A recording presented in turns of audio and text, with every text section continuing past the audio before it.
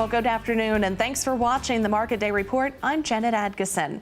President Donald Trump's tax reform plan eliminates the estate tax, but whether it's ultimately good for American farmers and ranchers depends on the details. RFD-TV's D.C. Bureau Chief Sarah Mock joins us now with reaction from Washington, D.C. Sarah?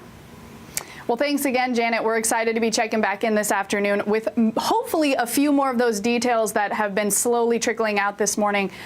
We just attended a press conference with some leading Republicans, including the chairman of the House Ways and Means Committee, who will be a key player as this conversation kind of moves forward through the fall. Now, one of the first things that we heard about this morning was actually one of the topics that we actually discussed here at RFD earlier this year with some representatives from the National FFA organization.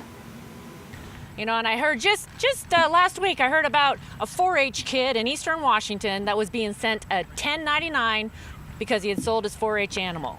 This tax code has become much too complicated and too costly for people in this country. Now, reducing costs both in terms of money, of course, but also in terms of time and resources was definitely a focus of all the comments we heard this morning.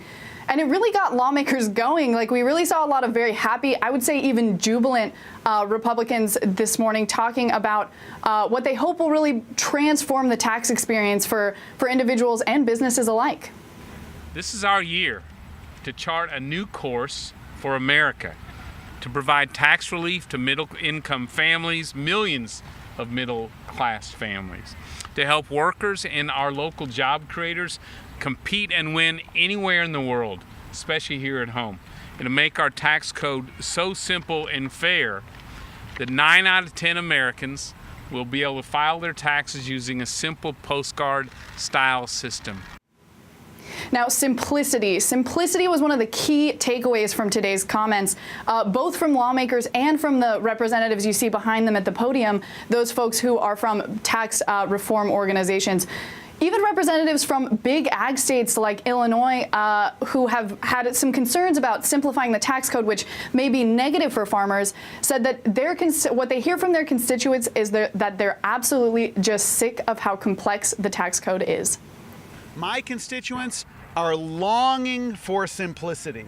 They're longing for simplicity in other aspects of their lives, and they've come to expect that this Congress delivers on simplicity as it relates to the tax code.